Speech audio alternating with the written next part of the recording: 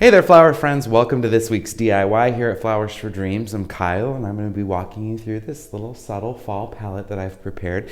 Now, this time of year, we have some really special things that are going on. We have a lot of local products that are available to us, especially from our farm partners in Wisconsin and Michigan. So today, we're going to be featuring some of their products, which is going to be this beautiful maple. So the maple foliage is kind of the star of the show. Mine is a little less colored than I would like, but is just starting to get those really beautiful tips of orange and burnt red. So I'm really loving what's going on there with my maple foliage. And then we have this beautiful sedum. Now, sedum is something that you can grow in your garden around here. It propagates very easily. You can split it from a friend's garden. If you find somebody that has some, you can dig up half of theirs, plant it for yourself.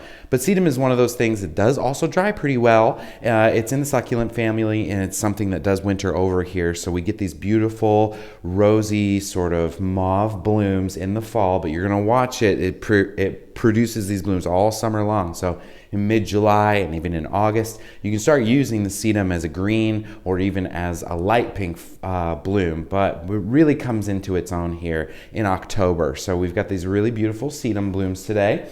Now, just to jazz it up a little bit, we have the Alstroemeria lily, which we love so much, heralded for its array of color as well as its longevity. So we're going to throw some of that in. And then for a little bit of texture that's sort of echoing what's happening with my beautiful maple foliage, I brought in some orange kangaroo paw for you to play with. Now, if you remember from our Grevillea week, that itchy fur that's on the Grevillea, we have sort of same thing happening on the hair of the kangaroo paw, but this is something that isn't going to shed as much as Grevillea does. So it might irritate your skin just slightly if you rub it against it, but just take a dry towel, wipe it off, and you should be just fine. It's really fun. It's really funky. I think it's going to make a really great accent for this piece. So we're going to start by greening up our vase and adding our florals, and let's get started, guys. I can't wait to work with it.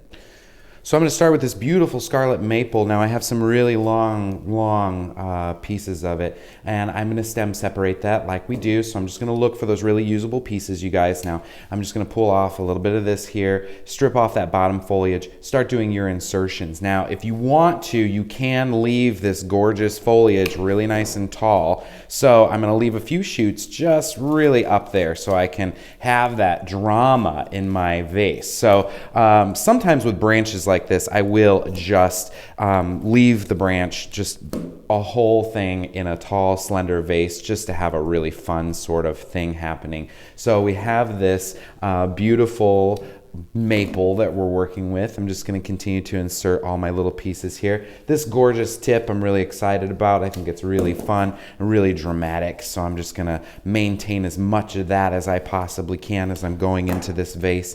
And then I'm just going to go ahead and cross insert this through my other branches so I get a really nice locking sort of thing going on. Now you can see there, I've got a really fun sort of swoop up here at the top. I've got a nice negative space down here at the bottom for some of my beautiful florals, and I think I'm just going to sort of discard this lower portion. It doesn't seem to be that nice when we're getting down low in this. I just wanted these beautiful tips in here. So I'm going to begin with my Alstroemeria lily. Let's go ahead and strip these down. Now stripping, we take our thumb, our forefinger, just run it down the stem to remove those leaves. I'm going to pull my garbage bowl a little bit closer there.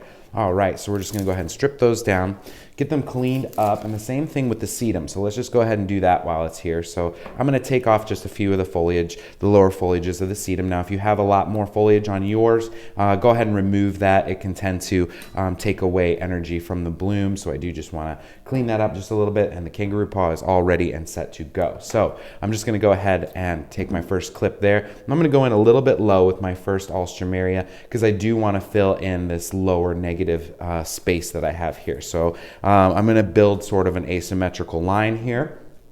And again, I'm just going to take this cut, trying to make this a little bit longer than my last one. I'm going to go in sort of on the front side here with my insertion, just sort of placing that beautiful bloom right in there. Now, I'm going to leave this third piece quite long because I have some really beautiful foliage dripping up the back here. So I am just going to sort of place this Alstroemeria there. So you can see I'm building this in different segments here that's creating some negative space for this gorgeous sedum. So here I am. I'm just going to split off some of this sedum. I'm going to go in and fill fill in my gaps between my alstroemeria. So you can see there that I'm just sort of placing it in these areas where there is space. So that's sort of the name of the game when you're doing a mixed arrangement, is that you're creating little spaces or vignettes where these flowers can really come through. And then this last one, I do want to get it up nice and high because I want to balance out this other lily that's over here. So I'm just going to go ahead and stack this right there on the side. So you have to find the nice front of your sedum just to sort of get that up good and high in there. Now,